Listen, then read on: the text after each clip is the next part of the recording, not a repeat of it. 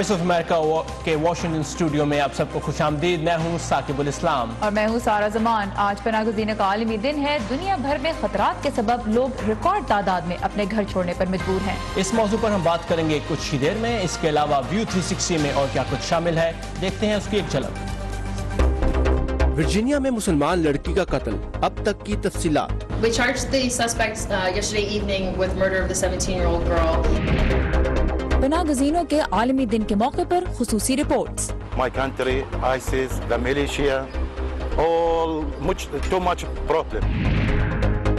और मुलाकात एक ब्लॉगर से जो पनाहगज़ीनों की मदद मुख्तलिफ अंदाज में कर रही हैं। Interest as a writer with also my parenting goals.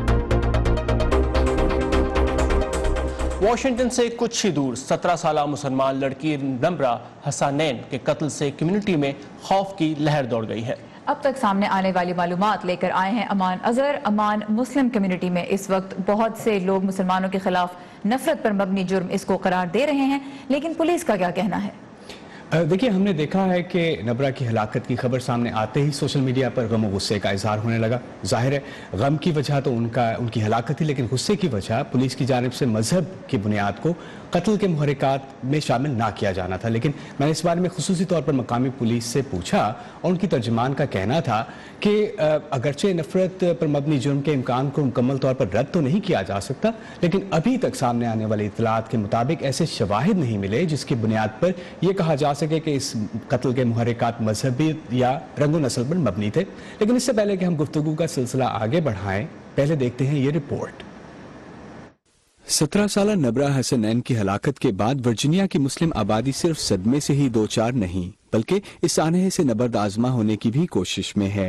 इत्तलात के मुताबिक नबरा हफ्ते और इतवार की दरमियानी शब अपने साथियों के हमरा वर्जीनिया की मशहूर मस्जिद और इस्लामिक मरकज एडम सेंटर से खाने के लिए निकली। पुलिस के मुताबिक मस्जिद वापस आते हुए एक कार सवार से उनके ग्रुप का झगड़ा हुआ। VOA से खुसूसी बात करते हुए पुलिस की तर्जुमान ने इस वाक़े के बारे में बताया। नौजवानों का ये ग्रुप मकामी मस्जिद में रात को होने वाली तकरीबात में शिरकत कर रहा था और वो उस वक्त सेंटर से निकले थे। वापस जाते हुए उनके और एक कार सवार के दरमियान कुछ हुआ, जिस पर वो शख्स तैश में आकर गाड़ी से बाहर निकला और ग्रुप पर हमला कर दिया। वो 17 साला लड़की थी। अगले रोज 3 बजे के करीब हमें 3 मील दूर एक लड़की की लाश मिली और तफ्तीशकारों का ख्याल है कि ये उसी नौजवान लड़की की लाश है जिसकी हमें तलाश थी। पुलिस ने एक 22 साला शख्स को हिरासत में लिया है, जिसको नबरा के कत्ल के इल्जाम में पीर को अदालत के सामने पेश किया गया। इस वाक़े के बाद मुस्लिम हलकों में ये तासुर पाया जाता है कि नबरा के कत्ल की तहकीकात नफरत पर मबनी जुर्म के तौर पर होनी चाहिए, लेकिन पुलिस का मौक़िफ़ इस बारे में मुख्तलिफ है। हमने यकीनन इस वाक़े को इस लिहाज से परखा है कि क्या इस ग्रुप को रंगो नस्ल या मजहब की बुनियाद पर निशाना बनाया गया, लेकिन अब तक सामने आने वाली इत्तलात के मुताबिक हमें इस बात के शवाहिद नहीं मिले कि वाक़या रंगो नस्ल या मजहबी बुनियादों पर पेश आया। नबरा की हलाकत पर उनकी क्लास फेलोज भी गमज़दा हैं। To be perfectly honest, I wasn't really expecting it. It was just all over Snapchat, and I was just really shocked. My mom told me about it last night. I was like, whoa.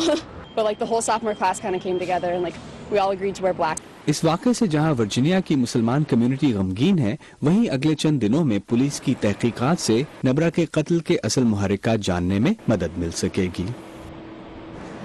अमान, नबरा के खानदान के लिए एक बहुत ही मुश्किल वक्त है, तो कम्युनिटी उनकी मदद कैसे करी और ओवरऑल क्या रद्द-ए-अमल है कम्युनिटी का इस वक्त? देखिए, मुख्तलिफ इक़दामात किए गए हैं कम्युनिटी की सतह पे।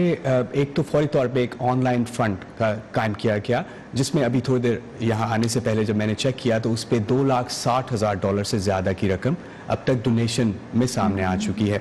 उसके अलावा एक विजिल है जो कल 6:30 बजे वर्जीनिया में की जाएगी, जिसमें कम्युनिटी के नुमाइंदगान की शिरकत मुतवक्को है। उसके अलावा एडम सेंटर जो वर्जीनिया का इस्लामिक सेंटर है, जिसके करीब ये वाक़या पेश आया, उनकी जानिब से खुसूसी तौर पर यह कहा गया है, जहाँ गम का इजहार किया गया है, ये भी कहा गया है कि जब तक इस वाक़े की तहकीकात मुकम्मल नहीं होती, किसी किस्म के शक व शुबहे के इजहार से इज्तनाब किया जा सके ताकि तहकीकात मुकम्मल हो सके। और उसके अलावा जो अमरीकी मुसलमानों की एक तंजीम है, नुमाइंदा तंजीम केयर या काउंसिल ऑन मुस्लिम रिलेशंस, उनकी जानिब से भी ये कहा गया है कि इस जुर्म को मजहबियत की बुनियाद पर यकीनन तहकीकात इसकी की जाए। सो ये तमाम रद्द अमल, तमाम तरह के रद्द अमल इस वक्त सामने आ रहे हैं। मान हमने रिपोर्ट में भी देखा है कि पुलिस से आपने बात की है, तो अब आगे क्या तफ्तीश और तहकीकात के क्या मराहिल हैं, क्या हो सकता है आगे? जी, कल जब मैं मकामी तर्जुमान से बात कर रहा था पुलिस की, फेयरफैक्स काउंटी पुलिस की, तो उनका कहना था कि अब उन्हें मेडिकल एग्जामिनर की जानिब से ऑटोप्सी रिपोर्ट का इंतज़ार है ताकि हालात वाक़यात का ताजुन किया जा सके। फिर ये तमाम तर जो इन्फॉर्मेशन इत्तलात हैं ये अदालत के सामने पेश की जाएंगी ताकि मुकदमे को आगे बढ़ाया जा सके। जी बिल्कुल, और हम अपनी वेबसाइट पर इस प्रोग्राम में स्टोरी को अपडेट करते रहेंगे। Thank you Aman for updates. Right. और 1.5 साल तक शुमाली कोरिया में कैद रहने वाला 22 साला अमरीकी नौजवान ऑटो वॉर्मबियर वतन वापस आने के कुछ ही रोज में चल बसा है। कैद के दौरान उसके दिमाग को गहरी चोटें पहुंची थी, जिनके सबब वो हिलने जुलने और बोलने से मुकम्मल तौर पर कासिर था और उसके दोबारा नॉर्मल होने का इम्कान भी कम ही था। ऑटो पिछले साल जनवरी में शुमाली कोरिया 5 दिन की सैर के लिए गया था, जहां वापसी से कुछ देर पहले उसे एक सियासी बैनर साथ ले जाने की कोशिश करने पर रियासत मुखालिफ सरगर्मियों के इल्जाम में गिरफ्तार कर लिया गया। ऑटो ने वो बैनर अपने सामान में तो नहीं रखा था, लेकिन शुमाली कोरिया ने उससे मीडिया के सामने माफी मंगवाने के बाद उसे 15 साल कैद बामुशक्कत की सजा दी। उसे रिहा करते वक्त शुमाली कोरिया का कहना था कि ऑटो एक तवील अरसे से बीमार था, ताहम उसके अमरीकी डॉक्टर्स इससे इख्तलाफ करते हैं। और इन अमरीकी स्टोरियों, ताज़ा तरीन खबरों, फीचर्स और वीडियोस के लिए आइए हमारी वेबसाइट urduvoa.com पर, जहां आज आप भारत और अफगानिस्तान के दरमियान फ़ज़ाई रास्ते से तिजारत के आगाज़ के बारे में एक तफसीली रिपोर्ट पढ़ सकते हैं। और अब देखते हैं वर्ल्ड व्यू, जिसमें शामिल होती हैं दुनिया के मुख्तलिफ हिस्सों से अहम खबरों और इंटरेस्टिंग वाक़यात की झलकियाँ।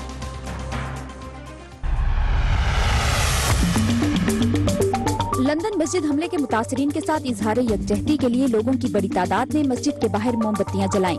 अमरीकी महकमा खारजा की तर्जुमान ने हमले की मजम्मत करते हुए कहा है कि लगता है कि मुसलमान नमाजियों को निशाना बनाया गया। अमरीका का कहना है कि शाम में दाइश के खिलाफ बरसरे पेकार इत्तेहादी फौजियों को अपने दिफा का हक हासिल है, जबकि रूस ने अमरीकी जारहियत का जवाब देने की धमकी दी है। ऑस्ट्रेलिया ने रूस की धमकी के पेश नजर शाम में इत्तेहादी फौजियों के फिजाई हमलों में शमूलियत रोक दी है। कतरी वजीर खारजा का कहना है कि वो खलीजी ममालिक के दरमियान कशीदगी पर बातचीत का आगाज उस वक्त तक नहीं करेंगे जब तक कतर पर लगने वाली फिजाई और तिजारती पाबंदियों का खात्मा नहीं किया जाता। फ्रांस में एक हफ्ते जारी रहने वाला एयर शो का आगाज हो गया है। एयर शो में दुनिया भर से मुसाफिर और जंगी जहाज बनाने वाली कंपनियां शिरकत कर रही हैं। एयर शो को 23 जून को 2 रोज के लिए आम आवाम के लिए खोला जाएगा।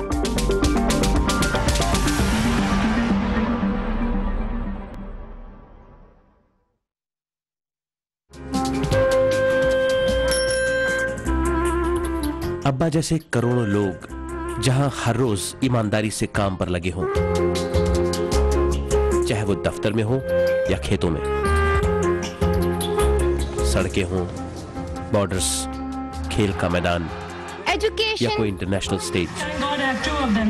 जब पाकिस्तान का नाम रोशन करने वालों की कहानियां कहने के लिए हमारे पास वक्त कम पड़ जाए,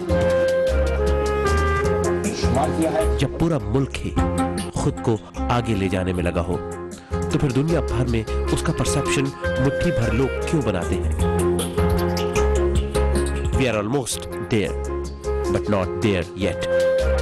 लगता है थोड़ी मेहनत और करनी होगी हमें भी। व्यू 360 सिर्फ आज न्यूज पर।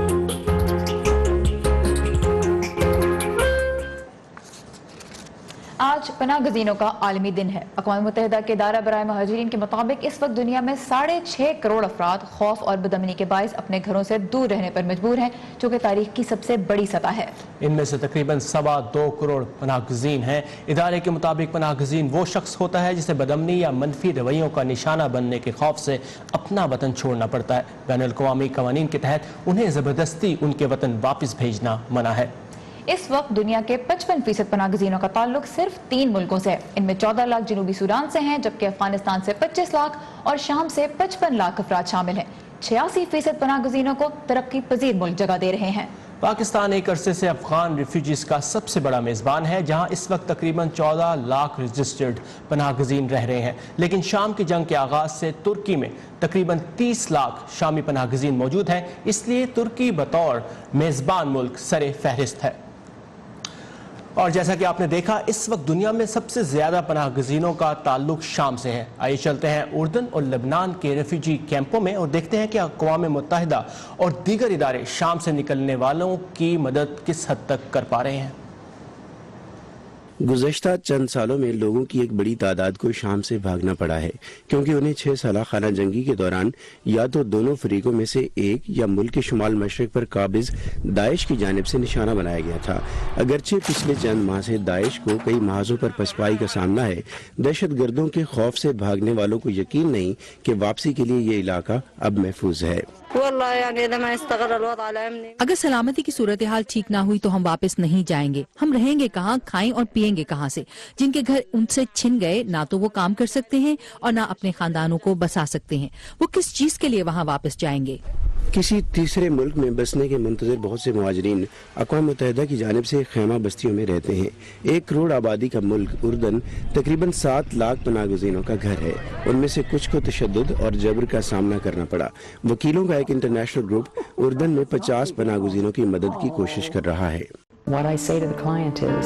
ہم اپنے کلائنٹ سے کہتے ہیں کہ ہم آپ کی مدد اس وقت کریں گے جب تک آپ اپنے پیروں پر کھڑے نہیں ہو جاتے، اور اس میں 10 سال بھی لگ سکتے ہیں، 20 سال بھی اور تمام عمر بھی. ریفیوجیز سرکاری اور نجی عطیات پر انحصار کرتے ہیں. ان کی تعداد میں اضافے کے ساتھ فنڈز ناکافی ہو رہی ہیں.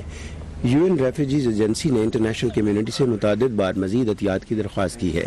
اب ادارے نے کئی مسلمان ممالک کے مذہبی رہنماؤں سے ایک ایسی اجازت حاصل کر لی ہے جس کے تحت اب ان کے شہری ریفیوجیز کے پروگرام میں عطیات دے سکیں گے. UNHCR کی کسی بھی دوسرے پروگرامز کے برخلاف جن میں عطیات کا 7% انتظامی ٹیکس کی مد میں کٹ جاتا ہے، اس پروگرام کے ذریعے تمام عطیات 100% پناہ گزینوں کے لیے جاتے ہیں. لیکن ایک ایسی دنیا میں جہاں ہر منٹ تقریباً 20 لوگوں کو تنازعات یا جبر کے باعث بے گھر ہونا پڑ رہا ہے، امداد کی ضرورت سپلائی سے کہیں زیادہ ہے. پناہ گزین کہیں سے بھی آئیں، ان کی سب سے پہلی ضرورت ہوتی ہے سر پر چھت. واشنگٹن سے تقریباً 30 منٹ دور ریاست میریلینڈ کے علاقے ریور ڈیل میں ایک عمارت بہت سے پناہ گزینوں کے لیے کئی سالوں میں ان کا پہلا محفوظ گھر ہے. ان کی نئی زندگی کی شروعات کیسی ہیں، آئیے دیکھتے ہیں. I am from Nepal. I'm from Nigeria. I'm from Afghanistan. Riverdale Maryland میں واقع پارک ویو گارڈنز اپارٹمنٹس میں چہل پہل سے بھرپور ایک صبح کا آغاز ہو رہا ہے. وسیع رقبے پر پھیلے ان 600 اپارٹمنٹس کے نصف سے زائد میں پناہ گزین رہتے ہیں جو دنیا کے مختلف حصوں میں جاری جنگی تنازعات اور تشدد سے بچ کر آئے ہیں.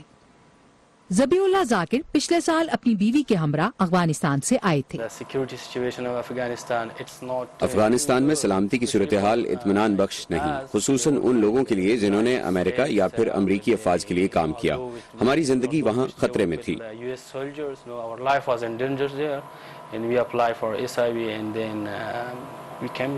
ذبیح اللہ اب ایک پرنٹنگ کمپنی میں شپنگ کے شعبے سے وابستہ ہیں. مان انچوانی عراق سے ہیں. انہوں نے امریکی ویزا ملنے سے پہلے اپنے خاندان کے ہمراہ 10 سال اردن کے پناہ گزین کیمپ میں گزارے.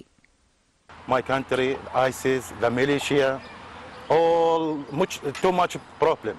مان انشوانی پناہ گزینوں کی آبادکاری سے متعلق ایجنسی کے تعاون سے 4 سال پہلے پارک ویو گارڈنز آئے تھے. ڈیوڈ مینڈک پارک ویو گارڈنز کی دیکھ بھال کرتے ہیں. 30 سال پہلے امریکی حکومت سے منسلک ایک ہیومینیٹیرین گروپ نے انہیں ایسے لوگوں کے لیے رہائش تلاش کرنے میں مدد مانگی جو تنازعات یا ریاستی جبر سے بھاگ کر یہاں آئے ہوں. جب وہ پہلی مرتبہ یہاں آئے اور اس کے بعد سے اب تک انہیں دوسری جگہوں پر بسانے کی کوشش کی گئی. میں نے بھی اسی سلسلے میں انہیں مدد دینے اور دوسرے پراپرٹی مالکان کو بھی انہیں رہائش دینے کے لیے آمادہ کرنے کی کوشش کی. کچھ پناہ گزینوں کو ملازمت بھی دی ہے. انہوں نے ہماری کمپنی کو بہت کچھ دیا جیسے کہ تنوع اور بہت سے ٹیلنٹ، اور در حقیقت اب اس کمپنی کے اعلیٰ انتظامی معاملات پناہ گزینوں کے ہاتھ میں ہیں. 18 سال قبل کوسوو کی جنگ سے بچ کر بھاگنے والی پراپرٹی مینیجر زیمی شیبو انہی میں سے ایک ہیں. جب وہ یہاں آتے ہیں تو بالکل بوکھلائے ہوئے ہوتے ہیں. میرے لیے یہ کہنا بہت آسان ہوتا ہے کہ آپ اطمینان رکھیں کیونکہ میں اس صورتحال سے گزر چکی ہوں اور مجھے پتا ہے آپ کس مسئلے سے دوچار ہیں.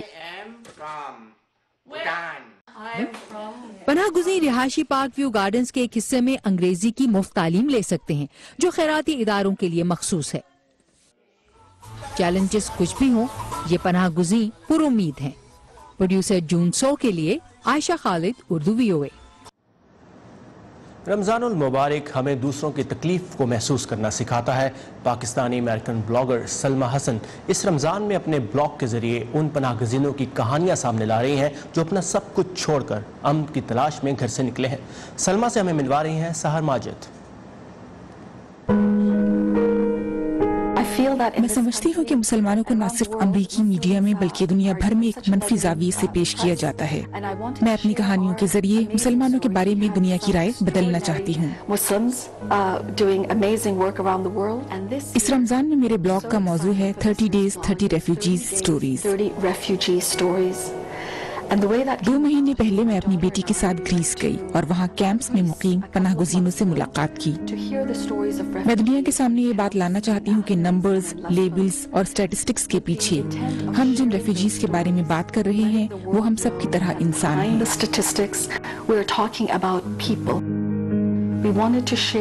हम उनकी कहानियाँ दुनिया के साथ शेयर करना चाहते हैं ताकि लोग उन पनाह गुज़ीनों की दिल को हिला देने वाली कहानियाँ जान सकें। मेरा नाम सलमा हसन अली है और मेरा ताल्लुक पाकिस्तान से है। मैंने सहाफत और इंटरनेशनल रिलेशंस के शोबों में तालीम हासिल की है। अमेरिका से बाहर मैंने पहली दफा स्विट्जरलैंड के शहर जिनेवा में काम किया, जहां मैंने कमीशन ऑन ग्लोबल गवर्नेंस के लिए मीडिया और कम्युनिकेशन से मुताल्लिक फराइज सरअंजाम दिए। अमेरिका वापस आने के बाद मैं फ्रीलांस राइटिंग असाइनमेंट्स की तलाश में थी ताकि घर में रहकर अपने 2 बच्चों को भी वक्त दे सकूं और अपने लिखने के शौक को भी पूरा कर सकूं। Interest as a writer with also my parenting goals. मैंने एक मजमून लिखा जिसमें अपने खानदान की कहानी सुनाई कि कैसे मेरे घर वाले पाकिस्तान से अमेरिका मुंतकिल हुए। मैंने ये कहानी अपने वालिदैन के लिए लिखी थी ताकि वो अपनी बेटी की ज़बानी अपनी कहानी याद कर सकें।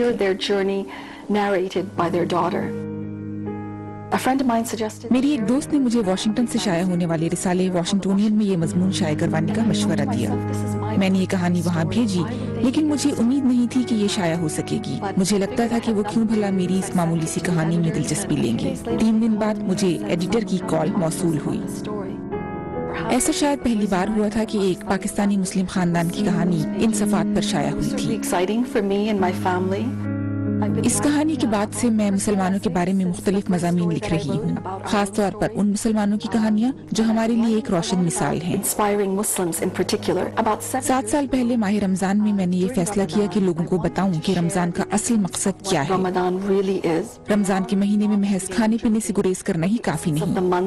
मैं अपने बच्चों को बताना चाहती थी कि रमजान हमें नेक काम करने और एक दूसरे का एहसास करने का भी दर्स देता है।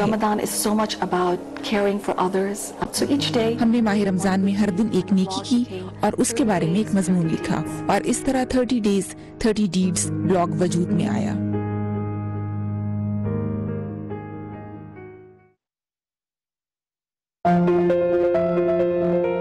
मैं हूँ खालिद हमीद।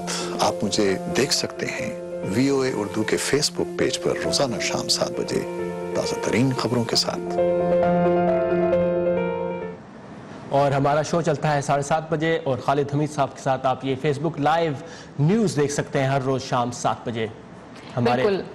और 10 बजे पाकिस्तान के स्टैंडर्ड टाइम के मुताबिक। और यहाँ पे मैं हमारे जो फेसबुक के यूजर्स हैं उनका बहुत शुक्रिया अदा करना चाहूँगी, बिकॉज साकिब हमने 2 मिलियन यानी 20 लाख लाइक्स हिट की हैं। तो दुनिया भर से, न सिर्फ पाकिस्तान से बल्कि दुनिया भर में जहाँ जहाँ उर्दू पढ़ने और बोलने वाले रहते हैं वो इस पेज को फॉलो करें। आप भी आइए इस पेज पर facebook.com/VOA उर्दू, ताकि जब हम अपडेट्स करते हैं वो भी आप देख सकें। और लाइव इवेंट्स इस पेज पे हम बहुत से करते हैं। वाशिंगटन और आसपास जितने भी लाइव इवेंट्स होते हैं हमारी कोशिश होती है कि हम वहाँ से आपको लाइव न्यूज़ दें और आप इस शो में शामिल होने वाले रिपोर्ट्स भी उस हमारे फेसबुक पेज पर देख सकते हैं। बिल्कुल, तो बहुत कुछ है फेसबुक पेज पे और यही वो जगह है जहाँ पे आप हमें अपनी फीडबैक भी दे सकते हैं। ये था हमारा आज का व्यू 360 और फेसबुक पेज पे आइए और हमें बताइए कि आपको कैसा लगा।